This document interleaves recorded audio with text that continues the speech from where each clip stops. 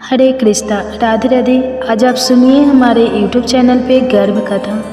कहा जाता है कि गर्भावस्था में अगर पूरी रामायण या भागवत या गीता नहीं भी पढ़ा जाए तो सीता माता के गर्भ की कथा की रसपान करने से गर्भ में पल रहा शिशु में भगवान के जैसे ही गुण आते हैं।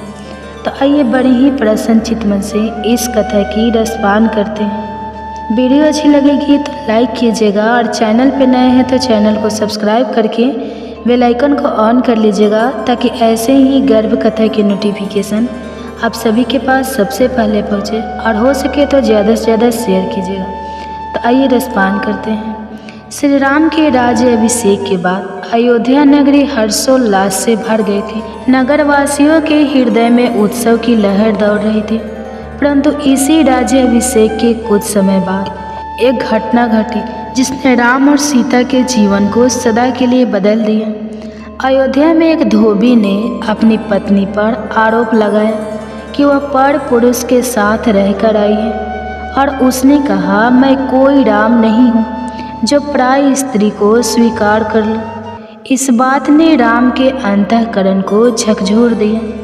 प्रजा की बातों को महत्व देते हुए धर्म और मर्यादा की रक्षा हेतु श्री राम ने एक कठिन निर्णय लिया।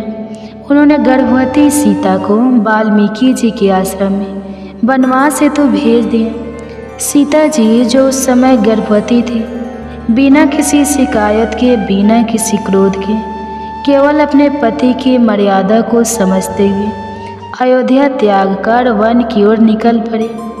उनकी आंखों में आंसू थे पर हृदय में एक विश्वास कि यह वियोग भी एक दिन उन्हें भगवान राम से फिर से मिलाएगा। वन में भटकती हुई गर्भवती सीता जी को ऋषि वाल्मीकि के आश्रम में आश्रय मिला। ऋषि वाल्मीकि जिन्होंने श्री राम की कथा रामायण की रचना की, एक तपस्वी, ज्ञानी और धर्मात्मा पुरुष थे। उन्होंने सीता जी को अपनी पुत्री के समान स्वीकार किया और उन्हें अपने आश्रम में सुरक्षित स्थान प्रदान किया। वाल्मीकि जी ने सीता जी से कहा, हे देवी, तुम धर्म की मूर्ति हो। तुम्हारा त्याग, तुम्हारा तप और तुम्हारा स्नेह साक्षात लक्ष्मी के समान है। इस वन में तुम्हारे गर्भ में जो जीव पल रहा है वह स्वयं धर्म की ज्योति बनकर प्रकट होगा। उन्होंने सीता को आशीर्वाद दिया, तुम्हारे गर्भ से जो संतानें जन्म लेगी वे इस पृथ्वी को धर्म का नया प्रकाश देगी। इसी प्रकार ऋषि के संरक्षण और आशीर्वाद से सीता जी का समय आश्रम में शांतिपूर्वक बीतने लगा। कुछ समय पश्चात वाल्मीकि आश्रम में सीता जी ने जुड़वा पुत्र को जन्म दिया, लव और कुश। उनके जन्म के समय आकाश से पुष्प वर्षा हुई, वनों में पक्षी गा उठे, नदियाँ मधुर संगीत से बहने लगी। वाल्मीकि जी ने दोनों बालकों का नामकरण किया, एक को लव और दूसरे को कुश। उन्होंने दोनों को वेद, शास्त्र, धनुष विद्या, अस्त्र शस्त्र और नीति की शिक्षा दी। लव और कुश अत्यंत तेजस्वी, साहसी और धर्मनिष्ठ बालक बने। उन्हें यह ज्ञात नहीं था कि वे श्री राम के पुत्र हैं, परंतु उन्होंने अपने आचार विचार में उन्हीं की मर्यादा को अपनाया। सीता जी अपने पुत्र को राम कथा सुनाती, उनके चरित्र की महिमा बताते, परंतु यह कभी नहीं कहती कि वही उनके पिता हैं। सीता ने अपने पुत्रों के हृदय में प्रभु श्री राम की भक्ति और मर्यादा के प्रति आदर का बीज बो दिया। लव और कुश बचपन से ही साहसी और न्यायप्रिय थे।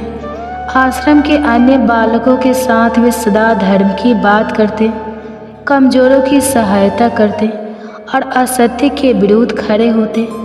वाल्मीकि जी ने उन्हें वेदों का ज्ञान दिया, ऋग्वेद, यजुर्वेद, सामवेद और अर्थवेद, साथ ही संगीत, कविता और युद्ध कला की भी शिक्षा दी। वे धनुष विद्या में इतने पारंगत हुए कि युवा अवस्था में वे स्वयं भी एक महारथी बन चुके थे।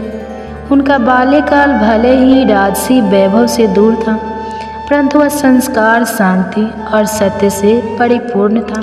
एक दिन वाल्मीकि जी ने लव और कुश से कहा, हे वत्स, मैंने जो श्री राम की कथा रामायण में वर्णित की है, इसका गान तुम्हें करना है। उसकी मधुरता से यह पृथ्वी फिर से धर्ममयी होगी। लव और कुश ने रामायण का काव्य गायन आरंभ किया। वे वन वन ग्राम ग्राम सभा सभा में जाते और मधुर स्वर में श्री राम की कथा सुनाते। लोग उनकी वाणी सुनकर भी भोर हो उठते। उनकी सरलता, भक्ति और आत्मबल ने उन्हें जन प्रिय बना दिया। अतः वे अयोध्या पहुँचे, जहाँ श्री राम अश्वमेध यज्ञ कर रहे थे।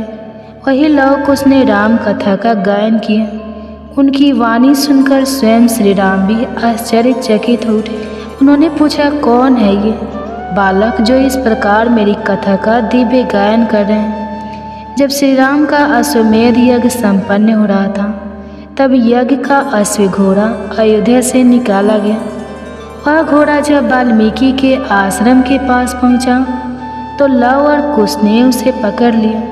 उन्होंने कहा, हम धर्म की रक्षा करते हैं। यदि यह घोड़ा हमारे क्षेत्र में आया है, तो हम इसे तभी लौटाएंगे जब हमें यज्ञकर्ता से मिलने का अवसर मिलेगा। अयोध्या से भेजे गए सेना के कई योद्धा, जिनमें लक्ष्मण, भरत और शत्रुघ्न भी सम्मिलित थे, युद्ध में पराजित हो गए। अतः श्री राम को स्वयं आना पड़ा। राम के समक्ष जब लव कुश खड़े हुए, तब उनके तेज वाणी और व्यवहार से राम का हृदय द्रवित हो गया। उन्होंने पूछा, तुम कौन हो पुत्रो? तो उन्होंने कहा, वाल्मीकि जी स्वयं वहाँ उपस्थित हुए और उन्होंने कहा, हे राम, ये वही पुत्र है जो तुम्हारी धर्म पत्नी सीता के गर्भ से जन्मे हैं। ये तुम्हारे ही संतान है। लव और कुश। श्री राम का हृदय व्याकुल हो उठा। उन्होंने सीता को स्वीकार करने की घोषणा की और प्रजा के समक्ष उन्हें पुनः स्वीकार करने की इच्छा प्रकट की।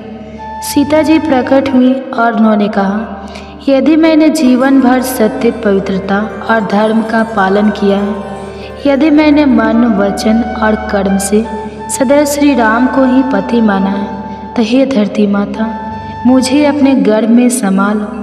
तुरंत पृथ्वी फट गई और देवी पृथ्वी अपने रथ पर प्रकट हुई। उन्होंने सीता को अपनी गोद में लिया और सीता पृथ्वी में समा गई। राम ने अपने पुत्रों को अपनाया और उन्हें अयोध्या लाया। लव को उत्तर कौशल का राज बनाया गया और कुश को कुशावती का। वे दोनों राजा धर्मप्रिय, न्यायशील और यशस्वी हुए। उनकी वंश परंपरा ने आगे चलकर धर्म की ज्योति को बनाए रखा। कुश के वंश में ही बाद में महाराज बृहदल हुए, जो महाभारत युद्ध में कौरव पक्ष में सम्मिलित थे। वन में अकेले रहते हुए भी सीता ने कभी अपने गर्भ के कारण विषाद नहीं किया। उन्होंने ध्यान, साधना और तप के माध्यम से अपने भीतर के दुख को ऊर्जा में बदल दिया। गर्भ के 9 महीने में उन्होंने जल ध्यान से मन को शांत किया। संतान की सुरक्षा हेतु देवी अन्नपूर्णा का व्रत रखा। बालकों को वीर, धर्मनिष्ठ और सहनशील बनाने हेतु मंत्र जप किया। उनकी साधना ने ही लव कुश को तेजस्वी और दिव्य बनाया। सीता की गर्भ कथा केवल एक पौराणिक कथा नहीं, बल्कि एक स्त्री के धैर्य, शक्ति, मातृत्व और मर्यादा की जीवंत प्रतिमा है। उन्होंने जिस प्रकार अकेले वन में रहते हुए समाज द्वारा ठुकराए जाने पर भी अपने गर्भ की रक्षा की, बालकों को श्रेष्ठ संस्कार दिए, वह आज की प्रत्येक नारी के लिए प्रेरणा स्रोत है। उनका यह त्याग दर्शाता है कि सच्चा धर्म क्या होता है और मातृत्व की वास्तविक गरिमा क्या होती है। ये गर्भ कथा कहा जाता है कि गर्भावस्था में अगर पूरी भागवत ना भी सुन पाए, तो कृष्ण के जन्म की समय की स्तुति और उनकी बाल लीला का श्रवण करने से गर्भ में पल रहे शिशु पे भगवान के जैसे ही गुण आते हैं। तो आइए हम लोग अपने बच्चे की जीवन मंगल की कामना करने के लिए इस गर्भ कथा की रसपान करते हैं। अगर वीडियो अच्छी लगेगी तो वीडियो को लाइक कीजिएगा और चैनल पे नए हैं तो चैनल को सब्सक्राइब करके बेल आइकन को ऑन कर लीजिएगा, ताकि ऐसे ही गर्भ कथा की नोटिफिकेशन आप सभी माँ के पास सबसे पहले पहुँचे। और हो सके तो ज़्यादा से ज़्यादा शेयर कीजिएगा, ताकि जितने भी माताएं बहनें हैं सबके पास पहुँच सके, क्योंकि ज्ञान बांटने से ही फल मिलता है। और कमेंट्स में राधे राधे जरूर लिखिएगा। अगर कथाएँ अच्छी लगेगी तो बताइएगा ज़रूर और कमेंट्स में राधे राधे जरूर लिखिएगा। आइए श्रवण करते हैं उनकी बाल लीला। कल की कथा में हमने जाना था फल वाले ने बिना कुछ लिए ही उनकी अंजलि में खूब सारे फल दे दिए। अब हम जानेंगे उसके बाद क्या हुआ उनकी बाल लीला में। गोकुल में बार बार राक्षस आते, उत्पात होते, आंधियाँ आ रही थी। अर्जुन के 2 पैर गिर पड़े। इन सभी में गोप नंद बाबा बड़े व्याकुल थे।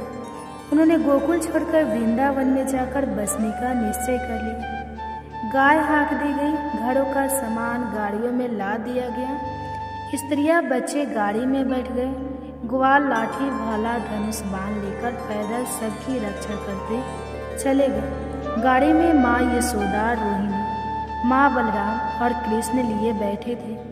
गोपियाँ पूरे रास्ते श्री कृष्ण का ही गुणगान कर रही थी। इस प्रकार गोकुल छोड़कर गोपियों के साथ नंद जी वृंदावन अब बसे। अब लगभग श्री कृष्ण 3 वर्ष के हुए थे। अभी से वे हट करने लगे कि दूसरों गोपों के साथ मुझे भी गाय चराने जाना है। अब भगवान को भी इस बछड़े चराने के लिए दे दिए। वन में वे अपनी सखाओं के साथ अनेक खेल खेलने लगे। एक दिन कंस का सेवक बच्चा असुर बछड़े का रो बनाकर बछड़ों में आ मिला। वह चाहता था कि अवसर मिलने पर श्री कृष्ण को मार डाले, पर भगवान तो उसे देखते ही पहचान गए। बड़े भाई बलराम जी को भी उन्होंने तुरंत संकेत दे दिया। फिर धीरे धीरे उसके पास गए और झटपट उसके दोनों पिछले पैर पकड़कर पूंछ पकड़कर उसे ऐसा उठाकर चारों ओर घुमाया कि उसके प्राण ही निकल गए। कुछ दिनों बाद कंस का दूसरा सेवक बकासुर, जो पूतना का भाई था, एक दिन भारी बगुला बनकर वृंदावन के एक सरोवर के किनारे आ बैठा। जब गोपालक अपनी गायों को पानी पिलाने उस तालाब के पास पहुंचे तब पर्वत के शिखर के समान उस बगुले को देखकर डर गए। इतने में उस बगुले ने लपक कर भगवान को अपनी चोंच में उठा लिया, लेकिन भगवान उसके मुख में जाते ही अग्नि के समान गर्म हो गए। बकासुर का मुख जलने लगा। उसने झट से श्री कृष्ण को उगल दिया, फिर चोंच से उन्हें मारने का प्रयास करने लगा। तब श्याम सुंदर ने उसकी चोंच पकड़ ली और चोंच को अपने एक पैर में दबाकर उसको खींच दिया। सभी बालक अब असुर के मारे जाने से प्रसन्न होकर अपने कान्हा को लेकर घर लौटने लगे। इतनी छोटी सी उम्र में ऐसे भयंकर असुरों का नाश करके भी भगवान अपने वही बाल स्वरूप चंचल भाव से सभी गोपों के साथ रहते। बछड़े चलाते, तब अचानक भगवान थक जाते तो किसी की गोद में सर रखकर लेट जाते। कोई उनके पैर दबाता, कोई उन्हें पंखा करता, कोई उनके लिए फल लाता, कोई गाना गाता, कोई कुछ बजाता। इस तरह से अनेक प्रकार से उन्हें प्रसन्न करता। इस प्रकार गोप बालक भी उनकी सेवा का अवसर एक ना छोड़ते। आगे दानव के राजा महामायावी व्योमासुर कंस का मित्र था। कंस का भला करने के विचार से वह भी ब्रज में आया। उसने गोप बालकों का ही रूप बना लिया। आज गोप बालक सभी भेड़ चोर का खेल खेलने लगे। कुछ बालक रखवाले बने, कुछ भेड़ और कुछ चोर चोर बने। बालक भेड़ बने बालकों को ले जाकर कहीं छिपा देते। व्योमासुर चोर बना, उसने भेड़ बने बालक और अपने साथी चोर बने बालक को गुफा में डालकर भारी चट्टान से बंद कर दिया। अब सिर्फ 4-5 बालक ही दिख रहे थे। भगवान को उस पर संदेह हो गया।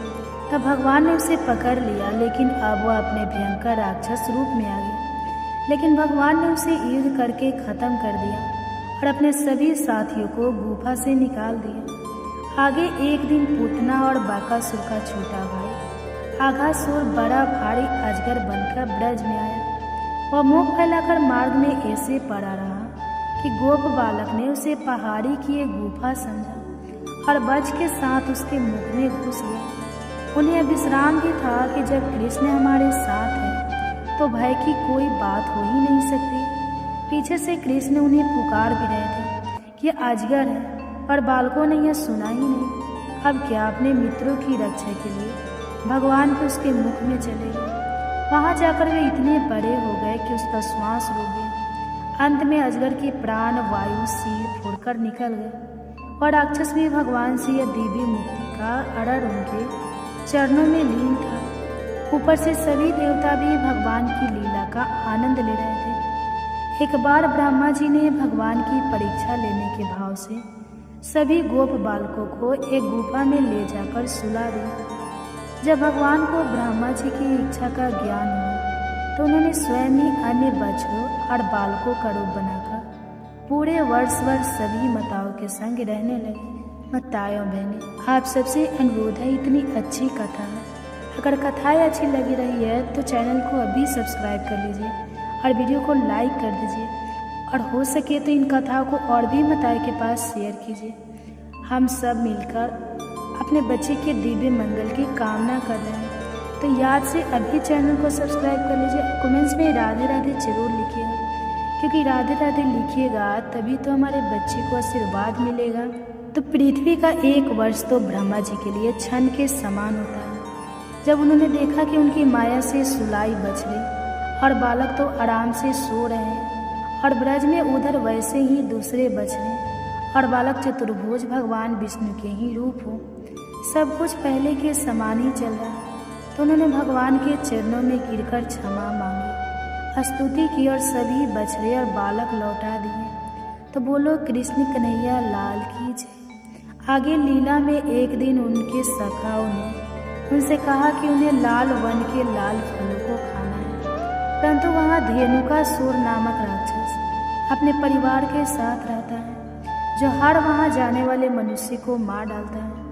भगवान और बलराम जी मुस्कुराए और लाल वन की ओर ही चल पड़े। वहाँ जाकर एक पेड़ को हिलाया। जब धेनुकासुर राक्षस दौड़ता हुआ आया तो उसके पिछले पैर पकड़कर बलराम जी ने उसे ऐसा घुमाकर पेड़ पर पटक दिया कि उसके उसी समय प्राण निकल गए। उसके परिवार के अन्य गधे भी सामने से युद्ध को आए, लेकिन भगवान ने सभी का अंत करके अब लाल वन को सभी के लिए सुगम बना दिया।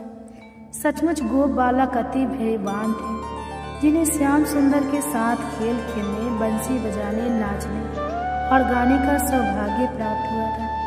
देवता भी जिनका दूर से ही कभी कभी दर्शन कर पाते, बड़े बड़े ऋषि मुनियों के ध्यान में भी जो कभी नहीं आते, जो पर ब्रह्मा परमात्मा श्री कृष्ण गोप बालक का रूप बनाए ब्रज में गोप बालकों के साथ गाय चराते, खेल खेलते, फूल चुनते, फूल एकत्र करते, माला गूंथते, अनेक प्रकार के सभी सौभाग्य को पहुंचाकर वे सभी गोप बालकों को धन्य कर रहे थे। आगे यमुना जी के पास सभी गोप बालक गाय चराते थे, परंतु उसमें एक 100 सर वाला कालिया नामक विषैला सर्प रहता था। अगर सभी गलती से गाय जल पी लेती तो उस विषैले सर्प के जहर से निष्प्रभ गिर पड़ती। एक दिन खेल खेल में भगवान उसी जगह कूद पड़े जहाँ कालिया नाग रहता था। कालिया नाग को बड़ा गुस्सा आया। उसने भगवान को डसने के लिए अपने शरीर में बांध लिया। कुछ देर के लिए श्याम सुंदर मूर्छित हो गए। यह देख गाय डकार लगी, गोप बालक मूर्छित होकर गिर पड़े। ब्रज के सभी अब सगुन होने लगे। सभी गोप गोपियाँ अश्रु धारा बहाते यमुना तट पर पहुँची। इतनी देर में भगवान ने अपने शरीर को इतना बड़ा कर लिया था कि नाग का शरीर अब टूटने लगा था। वह भगवान को नहीं पकड़ सका। तब भगवान कूदकर उसके सर पर आ खड़े हुए, कमर से बंसी निकालकर बजाने और नृत्य करने लगे।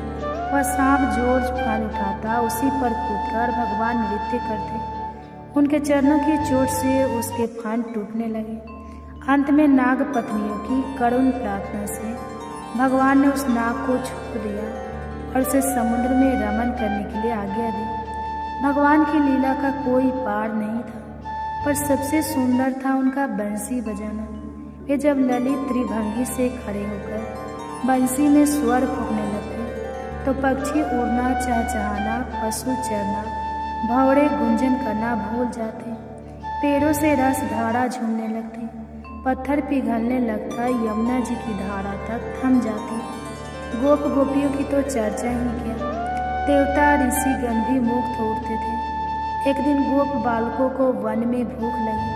थोड़ी दूर पर कुछ ब्राह्मण यज्ञ कर रहे थे। जब गो बालक ने उनसे भोजन मांगा तो उनकी प्रार्थनाओं पर ब्राह्मणों ने कोई ध्यान नहीं दिया। वे निराश ही लौटे। पर तब श्याम सुंदर ने उनकी पत्नियों के पास उन्हें भेजा। जब बालकों ने ब्राह्मण पत्नियों से भोजन मांगा तो वे अपना भोजन उन्हें प्रेम से खिलाते हैं। इससे भगवान प्रसन्न होकर उन्हें अपना चतुर्भुज रूप का दर्शन देते हैं और अनंत सुख का आशीर्वाद देते हैं। वृंदावन में दिवाली के दूसरे दिन इंद्र की प्रसन्नता के लिए यज्ञ हुआ करता था। यज्ञ की तैयारी को देखकर भगवान ने उन्हें समझाया कि इंद्र की पूजा ना करके गोवर्धन की पूजा करनी चाहिए। जब गोप भगवान की आज्ञा मानकर गोवर्धन की पूजा की तैयारी करने लगे, यह देख इंद्र क्रोधित हो उठे। प्रलय काल के बादलों से मूसलाधार जल बरसने लगे। उधर ब्रज के लोग त्राही त्राही करते भगवान के चरणों की शरण में आए। भगवान ने बाएं हाथ की सबसे छोटी अंगुली पर गोवर्धन उठा लिया और छाते के समान उसे 7 दिनों तक इसी प्रकार रखा। ब्रज के सभी मनुष्य और सभी पशु अपने घर के सामानों के साथ पर्वत के नीचे आकर सुरक्षित रहने लगे। अंत में इंद्र थक गए। उन्होंने वर्षा बंद कर दी। उनका घमंड नष्ट हो गया। उन्होंने हाथ जोड़कर भगवान से क्षमा मांगी। सभी गायों की रक्षा के लिए गौ लोक से उतरी। कामधेनु ने अपने दूध से और ऐरावत ने अपनी आकाश गंगा के जल से भगवान को स्नान कराकर उन्हें गायों का इंद्र पद समर्पित किया, जिससे उनका नाम गोविंद पड़ गया। आगे शरद पूर्णिमा की रात को चंद्रोदय होने पर भगवान ने वृंदावन में बंसी बजाई। बंसी की धुन सुनते ही गोपियाँ घर द्वार साजन संबंधी सभी का मोह छोड़कर श्याम के समीप पहुँचे। पहले तो भगवान ने परीक्षा लेने के उद्देश्य से उन्हें लौट जाने को कहा, परंतु उनका सच्चा प्रेम देखकर उन्हें स्वीकार लिया। भगवान ने अपने इतने रूप बना लिए कि 2-2 गोपियों के मध्य एक एक कृष्ण दिखाई पड़ने लगा और सबने परस्पर हाथ पकड़कर एक मंडल बना लिया। एक साथ रास नृत्य करने लगे, जिसे देखकर सभी भी देवता भी फूलों की बारिश करने लगे। शिवरात्रि के दिन नंद बाबा सभी गोपियों के साथ अंबिका वन गए। रात्रि में पूजन किया। सभी मंदिर के बाहर ही सो गए। तभी वन में रेंगता हुआ एक अजगर आया। नंद बाबा को पैड़े की ओर से निगलने लगा। नंद बाबा चिल्ला उठे। तब श्री कृष्ण दौड़े आए और अजगर को उन्होंने एक लात मारी। उनके चरण का स्पर्श होते ही अजगर के शरीर से एक विधाधार प्रकट हुआ। उसने बताया कि एक ऋषि की क्रूरता पर हंसने के कारण ऋषि ने उसे अजगर होने का श्राप दिया। आज भगवान के स्पर्श से उसकी मुक्ति हुई है और वह अपने लोक को चला गया। उसके बाद होलिका का पर्व आया। श्याम सुंदर वृंदावन में घूम रहे थे। गोपियाँ भी उनके साथ वन में थी। तब कुबेर का सेवक शंखचूड़ नाम का एक यक्ष घूमता हुआ वृंदावन आया। वह गोपियों का हरण करके भागने लगा। गोपियों के पुकारने पर श्री कृष्ण और बलराम जी उसके पीछे भागे। भाइयों को आता देख यक्ष ने गोपियों को छोड़ दिया और अपने प्राण बचाकर भागने लगा। लेकिन अब भगवान से वह नहीं बच सकता था। उसकी दुष्टता का परिणाम उसे भोगना पड़ा और मृत्यु को प्राप्त हुआ। आगे कंस का सेवक अरिष्टासुर बड़ा भयंकर सांड बनकर ब्रज में आ पहुंचा। बार बार गर्जना करता अपने सींगों से भवनों की दीवारों को पिटाने लगा। तब भगवान श्री कृष्ण आकर उसे ललकार और उसे युद्ध में उसे परास्त कर देते हैं। अंत में बलवान असुर केसी को कंस फिर ब्रज में भेजता है। वह बड़ा घोड़े के रूप में आता है। काले रंग का पर्वत के समान ऊंचा घोड़ा इधर उधर दौड़ रहा था। बार बार नहाना आता, सभी को भयभीत करता, पर उससे भी भगवान श्री कृष्ण परास्त कर मुक्ति दे देते हैं। इधर देवर्षि नारद ने कंस को बता दिया कि श्री कृष्ण चंद्रही देवकी के 8वें पुत्र हैं, जिसे वासुदेव जी नंद जी के घर रखा आए थे। अब कंस ने अपने दान विभाग के अध्यक्ष अक्रूर जी को धनुष यज्ञ का निमंत्रण देकर नंद बाबा सहित कृष्ण बलराम को मथुरा से बुलवा देने के लिए भेजा। अक्रूर जी भगवान के बड़े भक्त थे। वे दुष्ट कंस की चाल भी जानते थे। सोचा भगवान के चरणों का दर्शन इसी बहाने हो जाएगा। इसी हेतु वृंदावन की ओर चल पड़े। वृंदावन पहुंचकर भगवान के चरण चिन्हों की वंदना कर ब्रज की भूमि को छुआ। उन्होंने भगवान से मिलकर कंस का संदेश सुनाया और एकांत में भगवान को यह भी बता दिया कि कंस की आखिर इच्छा क्या है। भगवान तो पृथ्वी का भार दूर करने के लिए अवतार लिए थे। वे हर्ष उल्लास के साथ मथुरा जाने की तैयारी करने लगे। ब्रज की गोपियां रोती बिलखती रथ के पास पहुंची, पर श्री कृष्ण ने अवशासन देकर सभी को वापस लौटा दिया। मथुरा पहुंचकर दोनों भाई नगर देखने चले। वहां पर एक धोबी जो कंस परिवार के लिए कपड़े रंगा करता था, उसे भगवान ने कपड़े मांगे, पर जब धोबी ने माना किया तो भगवान ने उसे दब दिया। और फिर भगवान बलराम जी और सभी गोपों ने अपनी रुचि के अनुसार उसकी गाड़ी में से कपड़े पहन लिए और आगे बढ़े। आगे एक दर्जी ने उन्हें देखा तो उन्होंने उन्हें बुलाकर उन सभी कपड़ों को उन लोगों के रूप अनुरूप सुव्यवस्थित सिल दिया, जिसे भगवान ने प्रसन्न होकर अनन्य भक्ति का वरदान देकर कृतार्थ किया। फिर आगे एक माली ने बड़ी भक्ति से भगवान का पूजन कर उन्हें फूलों का हार पहनाया, सभी को सजाया। भगवान ने उसकी भी कुल की संपत्ति अनंत समय तक बढ़ती रहे, ऐसा आशीर्वाद देकर आगे बढ़े। आगे दोनों भाई धनुष यज्ञ के मंडप में पहुंचे। वहां उसकी सुरक्षा कर रहे बलवान दैत्यों को मारकर भगवान धनुष के पास पहुंचे और उसकी डोरी चढ़ा दी, जिससे इतना भयंकर आवाज हुआ कि धनुष टूट गया। समाचार पाकर कंस ने कुछ और सैनिक भेजे, किंतु सब मारे गए। धनुष तोड़कर कंस के सैनिकों का संहार करके दोनों भाई अपनी सखाओं के साथ नंद बाबा के पास लौटे। स्नान भोजन आदि करके रात्रि में आनंद से उन्होंने शयन किया। दूसरे दिन सवेरे ही श्री कृष्ण बलराम जी के साथ अखाड़े में पहुंचे। कंस की आज्ञा से महावत ने 6000 हाथियों के समान बलवान कुबली पिंड हाथी के शराब पिलाकर मतवाला बनाकर दरवाजे पर भगवान के पीछे छोड़ दिया। पर भगवान ने बड़ी फुर्ती से उसकी सूंड पकड़कर उसे पटक दिया, उसके दांत उखाड़ लिए और दोनों भाई बड़ी लाठी के समान हाथी की एक एक दांत को कंधों पर रखकर अखाड़े में कंस के पहलवानों ने प्रधान चाणक और मूषक ने उन्हें कुश्ती के लिए ललकारा। चाणक के साथ भगवान श्री कृष्ण का और बलराम के साथ मूस का युद्ध होने लगा। जब पहलवान न्यायपूर्ण कुश्ती ना लड़कर भगवान को मारने का प्रयास कर रहे थे, तब भगवान ने उसकी भुजा पकड़कर उसको इतनी तेजी से घुमाया कि उसके प्राण ही निकल गए। इस प्रकार बलराम जी ने भी मूषिकन युद्ध किया, जिससे वह भाग खड़ा हुआ। पहलवानों के मारे जाने पर कंस ने चिल्लाकर बाजे बंद करवा दिए और चिल्लाया, नंद वासुदेव उग्रसेन सभी को मार डालो, गोकुल से आए सभी गोपों को मार डालो। यह सुनकर श्री कृष्ण सीधा उस मंच पर कूद पड़े जहाँ कंस बैठा था और तुरंत ही दुष्ट कंस को मुक्ति दे दी। चारों ओर अब उनकी जय जयकारा होने लगी। इस प्रकार कृष्ण की बाल लीला यहाँ पर समाप्त होती है। उनकी लीला तो अनवरत है, पर गर्भिणी हो तो यहाँ तक की बाल लीला सुनना अति श्रेष्ठकर बताया जाता है। आशा है आप इस सभी का पूर्ण लाभ लेंगे।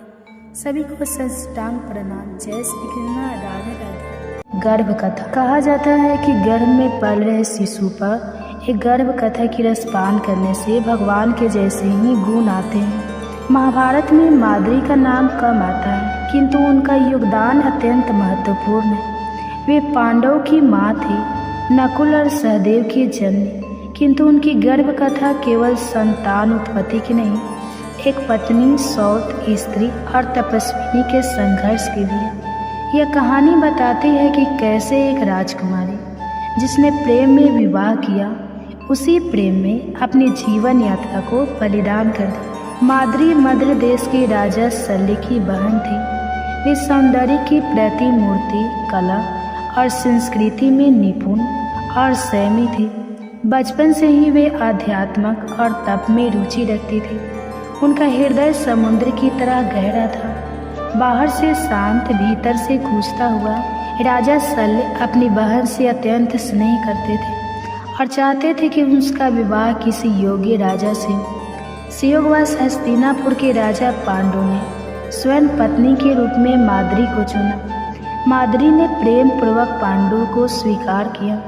पांडु भी उनके सौंदर्य और शील से प्रभावित थे, लेकिन विवाह के समय पांडु पहले से ही कुंती के पति थे। माताओं एवं बहनें, आपसे अनुरोध है, वीडियो में आगे बढ़ने से पहले हमारे चैनल को याद से सब्सक्राइब कर लीजिए और बेल आइकन को ऑन कर लीजिए और कमेंट्स में राधे राधे जरूर लिखिए, ताकि ऐसे ही गर्भ कथा की नोटिफिकेशन आप सभी के पास सबसे पहले पहुंचे, क्योंकि मैं रोज़ सुबह ऐसी गर्भ कथा लेकर आती हूं। तो आप हमारे चैनल को सब्सक्राइब कीजिएगा, बेल आइकन को ऑन कीजिएगा, तभी तो ऐसी गर्भ कथा की नोटिफिकेशन आप सभी के पास सबसे पहले पहुंचेंगे।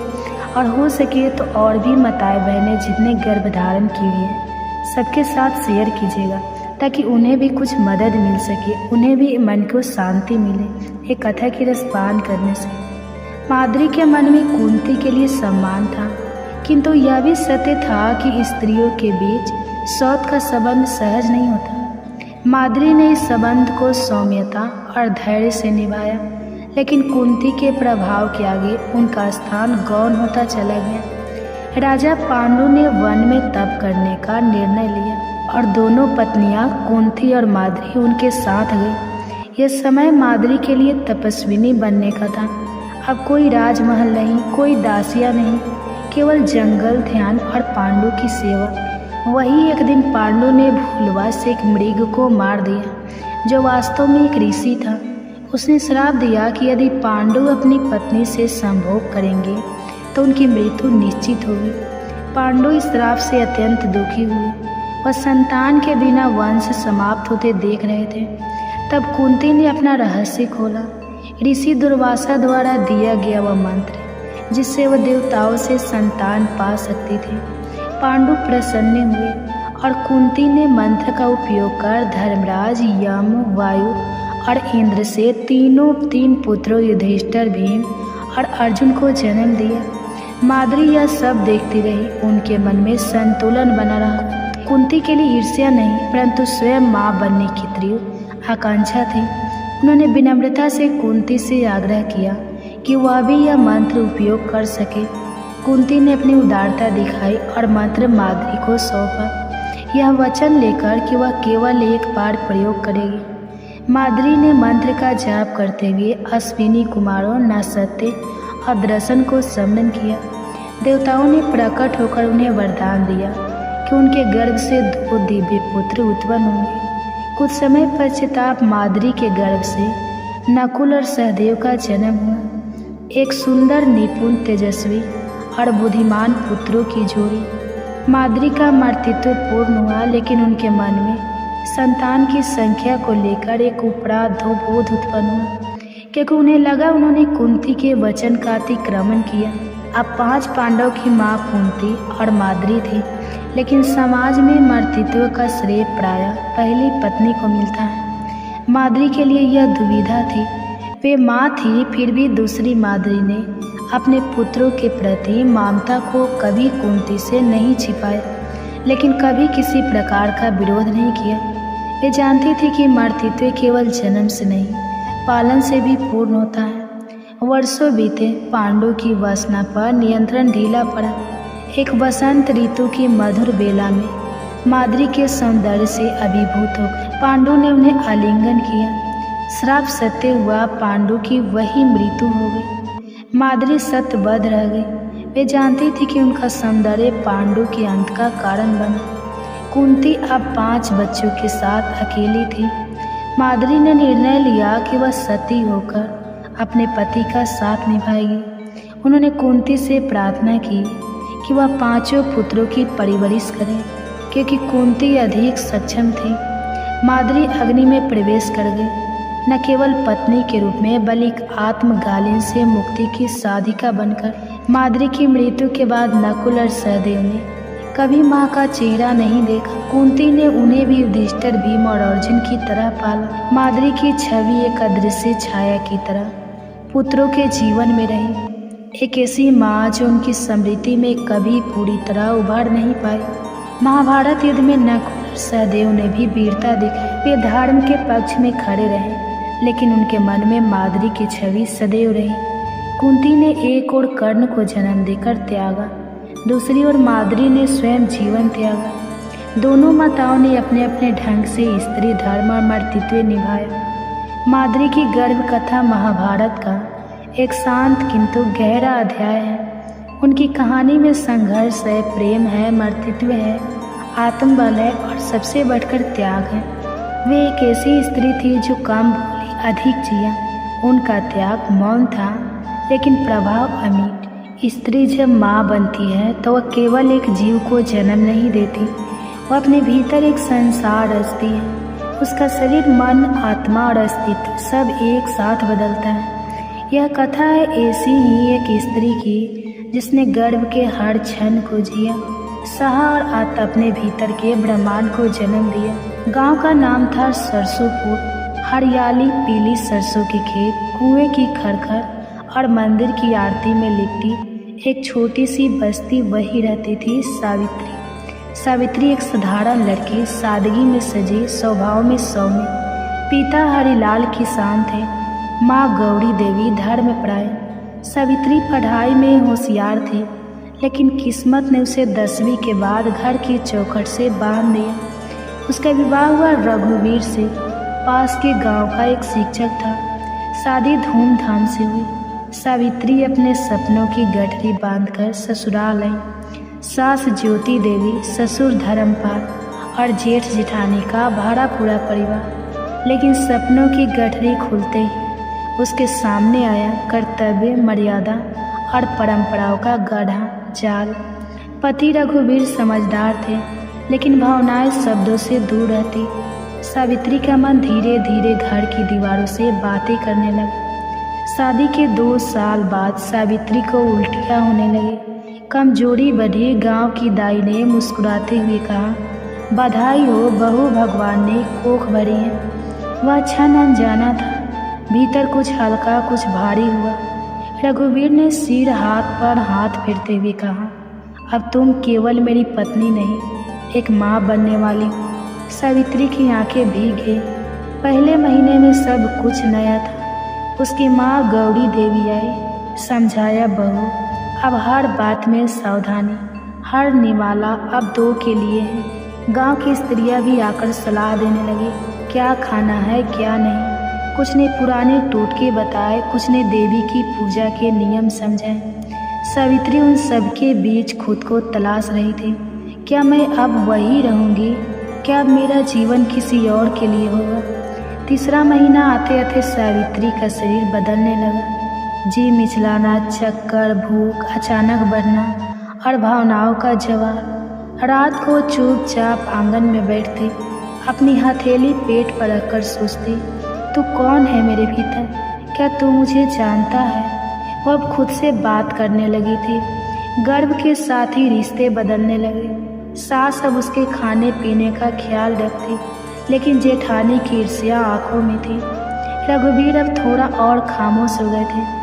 शायद वो इस नए रूप से डर रहे थे, एक पत्नी जो अब माँ बन रही थी। सावित्री ने जाना, गर्भ केवल शरीर में नहीं, मन में भी पलता है। एक दिन मंदिर में आरती के समय पुजारी ने कहा, गर्भ का मतलब केवल बच्चा नहीं होता, ब्रह्मांड भी वही से जन्मता है। माँ बनना शिव शक्ति का संयोग है। उस रात सावित्री ने सपना देखा, एक देवी जिनके गर्भ में नदियाँ बह रही थी, सूर्य निकल रहा था और चांदनी मुस्कुरा रही थी। वह सुबह से कुछ और हो गई थी।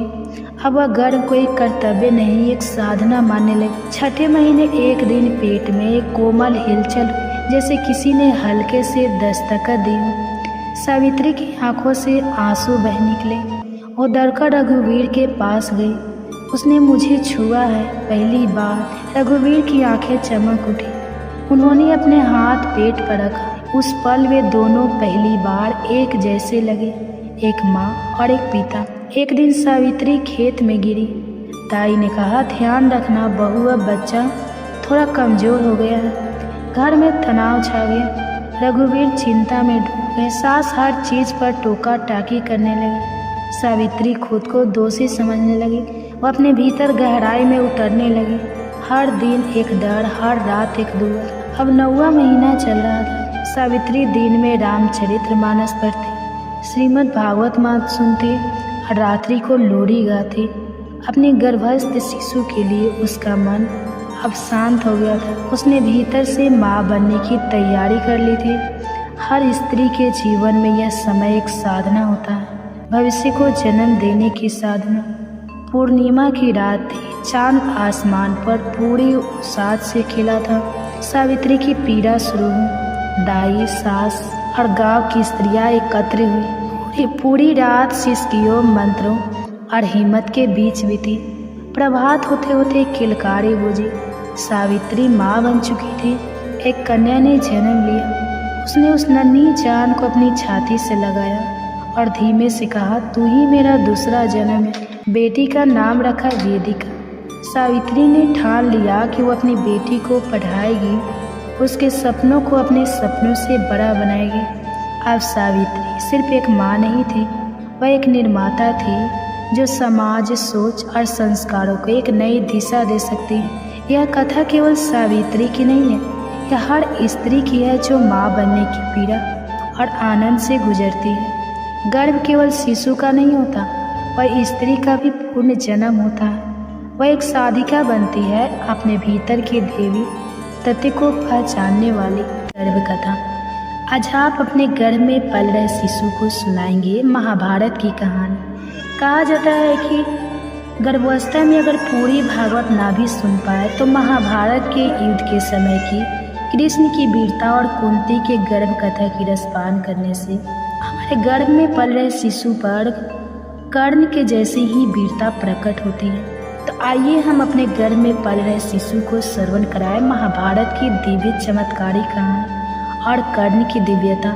अगर कहानी अच्छी लगेगी तो वीडियो को लाइक कीजिएगा और चैनल पर नए हैं तो चैनल को सब्सक्राइब करके बेल आइकन को ऑन कर लीजिएगा, ताकि ऐसे ही गर्भ कथा की नोटिफिकेशन की वीडियो आप सभी माँ के पास सबसे पहले पहुँचे।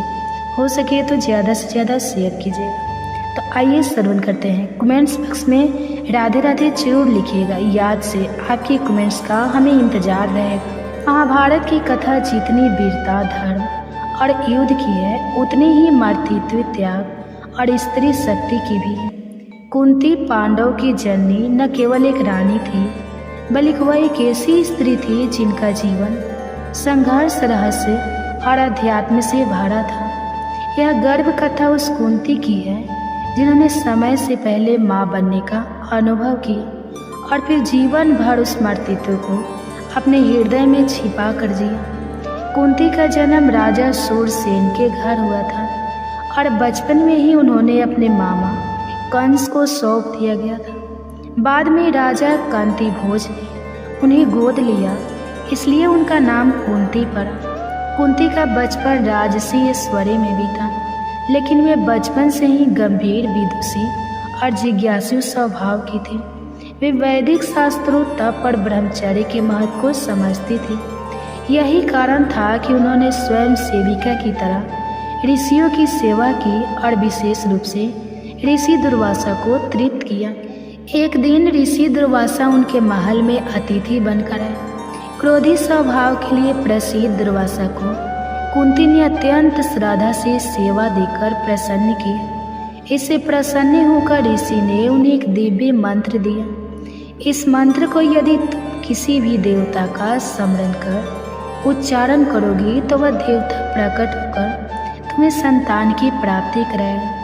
कुंती मंत्र के प्रभाव को लेकर अत्यंत जिज्ञासु, परंतु बाल्यावस्था और अनुभवहीनता के कारण उन्होंने एक दिन प्रातः काल सूर्यदेव का स्मरण करते हुए मंत्र का प्रयोग कर डाला। मंत्र के प्रभाव से स्वयं सूर्यदेव प्रकट हुए। कुंती भयभीत हुई। उन्होंने सूर्यदेव से प्रार्थना की कि वह लौट जाए, परंतु देवता बोले, मंत्र की शक्ति से मैं उपस्थित हुआ हूँ, अब लौटना संभव नहीं। तुम्हारे गर्भ में मेरा तेजस्वी पुत्र होगा। कुंती के गर्भ में एक तेजस्वी बालक का बीज पड़ा। यह उनके लिए एक अद्वितीय अनुभव था। अविवाहित होकर गर्भवती होना उस युग में सामाजिक लांछन का कारण था। कुंती का शरीर दिव्यता से दबकने लगा, परंतु मन में भय, लज्जा और असमंजस ने घर कर लिया।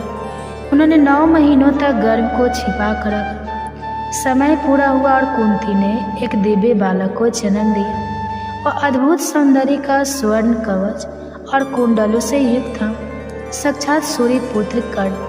परंतु विवाह पूर्व संतान होने के कलंक से बचने के लिए और समाज की आलोचना से बचने हेतु कुंती ने अपने नवजात को एक डिब्बे में रखकर नदी में प्रभावित कर दिया। उस क्षण ने कुंती को एक आजीवन पीड़ा दे दी। माँ होकर अपने शिशु को त्यागना किसी भी स्त्री के लिए एक असहनीय निर्णय होता है। यह मातृत्व का सबसे गहन त्याग था। बाद में कुंती का विवाह हस्तिनापुर के महाराज पांडु से हुआ। पांडु धर्मपरायण वीर और नीतिज्ञ थे। विवाह के उपरांत कुंती ने महाराज पांडु के साथ हिमालय की ओर गमन किया, जहाँ उन्होंने तपस्या और ध्यान में जीवन बिताया। पांडु ने एक बार वन में अनजाने में एक ऋषि को मृग समझकर मार दिया। उस ऋषि ने श्राप दिया कि यदि पांडु स्त्री संग करेगा तो उसकी मृत्यु हो जाएगी। इस श्राप ने पांडु को अत्यंत व्यथित कर दिया। वह संतानहीन रह जाने से दुखी थे। कुंती ने पांडु को अपना वह रहस्य बताया। दुर्वासा द्वारा प्रदत्त मंत्र देवताओं से संतान की प्राप्ति की शक्ति। पांडु के आग्रह पर कुंती ने धर्मराज यम को आगान किया, जिसे युधिष्ठिर का जन्म हुआ। धर्म, संयम और विवेक का प्रतीक। फिर वायुदेव को स्मरण कर भीम का जन्म हुआ, बल, साहस और क्रोध का स्वरूप। फिर इंद्र का आवाहन कर अर्जुन का जन्म हुआ, दिव्य शौर्य, निपुणता और धर्म के रक्षक। पांडु की दूसरी पत्नी माद्री भी संतान चाहती थी। कुंती ने उदारता से उन्हें मंत्र का उपयोग करने की अनुमति दी। माद्री ने अश्विनी कुमारों का आवाहन किया, जिनसे नकुल और सहदेव का जन्म हुआ। इस प्रकार कुंती 5 पांडव की माँ बनी, 3 अपने गर्भ से और 2 सहमातृत्व से। एक दिन पांडु अपनी कामना पर नियंत्रण ना रख सके और माद्री से संग कर बैठे। उसी क्षण श्राप के अनुसार उनकी मृत्यु हो गई। माद्री ने अपने प्रायश्चित स्वरूप सती हो जाना उचित समझा और 5 बालक कुंती के सानिध्य में रह गए। कुंती एक विधवा माँ बनकर 5 पुत्रों को लेकर हस्तिनापुर लौटी। वहाँ उनके लिए नए संघर्षों का दौर आरंभ हुआ। जब कर्ण ने द्रौपदी स्वयंवर में भाग लिया और अर्जुन ने स्पर्धा की, तब कुंती ने उसे देखा। उनका हृदय विदीर्ण हो उठा। यह वही पुत्र था जिसे उन्होंने जन्म के बाद त्यागा था। कुंती ने बाद में एकांत में कर्ण से भेंट की, उसे सत्य बताया, लेकिन कर्ण ने अपने दायित्व और पालनकर्ता अधिरथ से मिले। प्रेम के कारण पांडव का साथ नहीं दिया। यह एक माँ के लिए हृदय विदारक अनुभव था। एक पुत्र से मिलने पर भी उसे खो देने का। महाभारत युद्ध की पूर्व संध्या पर कुंती ने कर्ण से प्रार्थना की कि वह 5 पांडव को न मारे। कर्ण ने वचन दिया कि वह अर्जुन को छोड़ किसी पांडव को नहीं मारेगा। यह एक माँ की अंतिम आशा थी, जो 2 विरोधी पक्षों में बटी हुई थी। एक और उसका त्यागा हुआ पुत्र और दूसरी ओर वे जिनका पालन पोषण उसने किया। कर्ण की मृत्यु के बाद कुंती ने युधिष्ठिर को सत्य बताया कि कर्ण उनका ज्येष्ठ भ्राता था। यह सुनकर युधिष्ठिर को आत्मगालीन हुई और उन्होंने कहा कि अब वे राज सिंहासन नहीं लेंगे। कुंती की यह स्वीकारोहित किसी साहसिक निर्णय से कम नहीं थी, परंतु यह भी सत्य था कि अब पछताने से कुछ नहीं बदल सकता था। महाभारत के बाद कुंती ने धृतराष्ट्र, गांधारी और विदुर के साथ वन को प्रस्थान किया। उन्होंने तपस्या की, ध्यान किया और अतः वन में ही अपनी देह त्याग दी। उनका जीवन एक सन्यासिनी का रहा, जिसने नारी होकर भी महानताओं की गाथा। कुंती की गर्भ कथा केवल एक स्त्री की जीवनी नहीं है, वह एक समग्र नारी अनुभव है, जहाँ प्रेम, त्याग, मातृत्व, साहस, धर्म और पीड़ा सब समाहित है। उन्होंने धर्म के मार्ग पर चलते हुए वह सब सहा जो एक साधारण नारी के लिए असंभव था। कुंती की गर्भ कथा आज भी प्रत्येक स्त्री के हृदय में प्रतिध्वनित होती है, जो अपने जीवन में संघर्षों के बीच मातृत्व और मर्यादा को साथ लेकर चलती है।